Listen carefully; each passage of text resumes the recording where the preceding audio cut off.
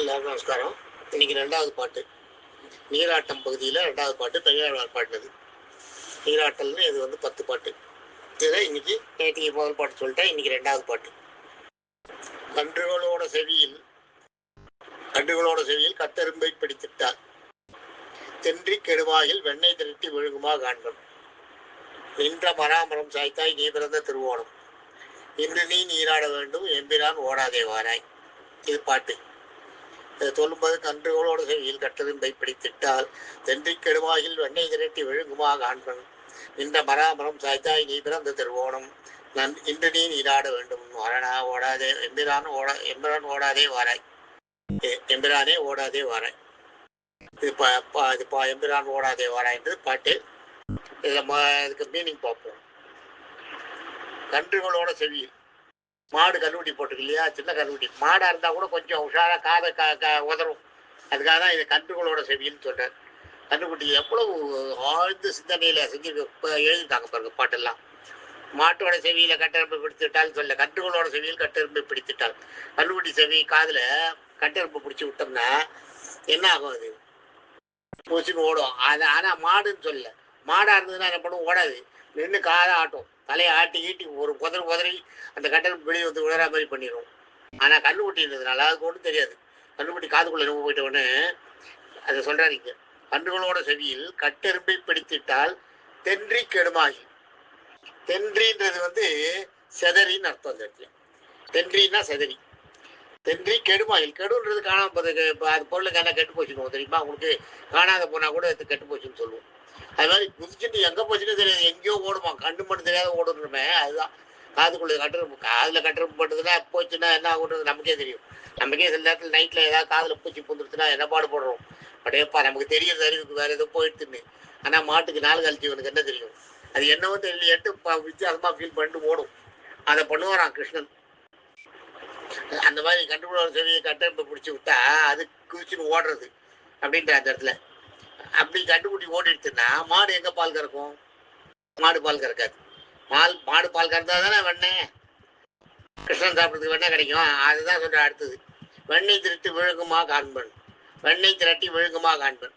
மாடு இல்லை, கண்ணுக்குட்டிக்கு ஓடி போயிடுச்சுன்னா மாடு பால் கொடுக்காது. மாடு பால் கொடுக்கலன்னா தயிர் இல்லை, வெண்ணெய் இல்லை. மாடு பால் கொடுக்கலன்னா தயிர் இல்லை, கடையிங்க வெண்ணெய் வரதுக்கு வெண்ணெய் இல்லை. அப்புறம் வெண்ணெய் அப்படி அப்படியே முழுங்குவியே, கடிச்சு அப்படி அப்படியே முழுங்குவியே. அதையும் நான் பார்க்குறேன் எப்படி கிடைக்கிறதுன்னு. அதாவது யசோதையோட அந்த அந்த இதுக்கு போயிடுறாரு இவர். யசோதை மாதிரி ஆயிடுறாரு அப்படியே. வெண்ணெய் திரட்டி விழுங்குமா காண்பன், நின்ற மராமரம் சாய்த்தாய் நீ நின்ற மராமரம் சாய்த்தாய் நீ பிறந்த திருவோணம். அடுத்தது நின்ற மராமரம் சாய்த்தாய்ன்றது என்னன்னா, இந்த இடத்துல என்னன்னா பெருமாளோட பூர்வ ஞானத்தை கொடுக்குறார் பெருமாள், காட்டுறார். எப்பயுமே இந்த பாடல்களெல்லாம் பார்த்தீங்கன்னா பெருமாள் கொஞ்ச நேரம் அவரோட மாயையை விலக்கிட்டு அவர் யாரு என்னன்றதையெல்லாம் காட்டுவார். காட்டிட்டு அப்புறம் அவளுக்கு அது என்னன்னே தெரியாது, ஒழிப்பா. அதுதான் யசோதைக்கு பண்ணார் பாருங்க. அடிச்சப்ப யசோதையை வாயில் அடிச்சாராம், மண்ணை தின்னுவியான்னு. ஆண்டு வாயை திறந்துக்க, மண்ணை தின்னலன்னு சொன்னாராம் இவர். நான் கண்டு தின்னலையே, நான் தின்னலையே மண்ணுன்னாராம். உடனே ஆண்டு வாயை திறந்து காமி வாயை காமிச்சான். காமிச்சா உள்ள அந்த சராசரமும் தெரியறதான். சொன்னேன் இல்லையா, பெரிய உலகமே சுத்துறது தெரியுது. அதில் கோகுலம் தெரியுது, அதில் நம்ம பாரதம் தெரியுது, அதில் கோகுலம் தெரியுது. கோகுலத்தில் அங்கே ஒரு கிருஷ்ணன் தெரியுது, அங்கே ஒரு கிருஷ்ணன் யசோதை அடிக்கிறது தெரியுது. அந்த கிருஷ்ணன் வாயை திறக்கிறது இப்போ இருக்கார இந்த கண்டிஷன் அங்கேயும் தெரியுது. அதுக்குள்ளேயும் ஒரு பூலோகம் சுத்துறது. இது மாதிரி அடுக்கடுக்காக போயிட்டு இருக்கு. அதை பார்த்த உடனே அவன் மறந்து போயிடுறான். அதுக்கப்புறம் அவனுக்கு ஒன்றுமே தெரியல, அது பார்த்ததே ஞாபகம் இல்லை. அதே மாதிரி தான் இது. இங்கே அவனுக்கு டக்குன்னு இவளுக்கு அந்த இதை கொடுக்குறாரு, அந்த ஞானத்தை கொடுக்குறாரு தாயாருன்றது. வெண்ணெய் அதுதான் இங்கே நின்ற மராமரம் சாய்த்தாய். மராமரம் சாய்க்கிறதுன்னா சுக்ரீவனுக்கும் ராமர் சுக்ரீவனுக்கு அடைக்கலம் கொடுக்குறாரு இல்லையா. சுக்ரீவன் ஆடும்போது சுக்ரீவனுக்கு ராமரோட என்ன வாலி எதிர்த்து சண்டை பண்ணுமே, வாலியை நான் எதிர்த்துவேன்னு சொன்னால் நம்பலை சுக்ரீவன், பயப்படுறான். எங்கேயாவது போய் செத்து போயிட்டு போற, நீ நல்லா இந்த பிள்ளையா இருக்க, அரச குலத்த பிள்ளையா இருக்க, அவங்க வாலி குரங்கு ஒன்றும் தெரியாது, எங்கேயாவது கொண்டு போய் ஒன்று இது பண்ணிட்டு போறான், கொண்டுட போறான் அப்படின்னு பயப்படுறாரு. உங்ககிட்ட அந்த வீரம் இருக்கான்றது தெரியலையே அப்படின்னு ஆஞ்சநேயர் கொண்டு போய் இன்ட்ரடியூஸ் பண்ணும்போது அதுக்கு சுக்ரீவன் நல்லதுதான் நினைக்கிறான். ஐயோ போவான், எங்கேயாவது போய் மாட்டிக்க போறாரு வாலிக்கிட்ட, நம்ம எவ்வளோ பெரிய சக்தி வாய்ந்தவன், நம்மளாலேயே முடியலையே அப்படின்றதுக்கு கேட்டார், சொல்றார் உன்னால முடியலையேன்னு. வீரத்தை செக் பண்ணும்போது என்ன சொல்ல, சுக்ரீவன் அங்கே ஒரு மராவனம் இருக்கும். அந்த மராமரத்தை காமிச்சு இந்த மரத்தை நீ ஒரே அம்புல வெட்டிட்டு பார்க்கலாம், கொடுத்துடணும், அது மாதிரி பண்ணு பார்க்கலான்னு. ஒரு சரின்ட்டு வியாபாரம் என்ன பண்ணுறார், அம்பை எடுத்து அந்த மராமரத்தை குறி வச்சு அதே நேர்கோட்டில் இன்னொரு 7 மராமரம் இருக்குது. இந்த 7ஐயும் சேர்த்து ஒரே அம்பு விட்டு இது ஒவ்வொரு ஒவ்வொரு மரமாக வெட்டி தள்ளிட்டு போகிறது. அது 7 மரத்தை வெட்டி தள்ளிட்டு தான் கீழே வந்து விழுந்துதான். அதை மறுபடியும் அந்த பானம் ராமர் கையில் வந்து சேர்ந்துதான். அதை பார்த்த உடனே சுக்ரீவன் வந்து மறைச்சு போயிடுவான். அப்படியேப்பா எவ்வளோ பெரிய சக்தி இவருக்கு, இவருக்கு இவர் வாலி கூட சண்டை போடுவார். அப்போதான் அவரோட சந்தேகத்தை தீக்கிறான். திருவோண இதில் வந்து அந்த அம்பை விட்டு மராமரத்தை 7 மராமரத்தை சுக்ரீவன் கேட்டது ஒரு மராமரம், ஒரு மரத்தை காமிச்சு இதை வெட்டுன்றார். அந்த அதையும் முடியல, அதை முடியாதுன்னு சுக்ரீவன் இடம் போட்டு 7 மராமரத்தை ஒரே சம்பில் வெட்டி காமிச்ச உடனே சுக்ரீவனுக்கு அப்போதான் அந்த சந்தேகம் விலகிறது. ஆஹா, இவர் வாலியை எதுக்கிறதுக்கு தகுதியானவர் தான், இவரை நம்பலான்னு தோன்றது அந்த இடத்துல. அதுதான் நின்ற மராமரம் சாய்த்தாய் நீ பிறந்த திருவோணம்.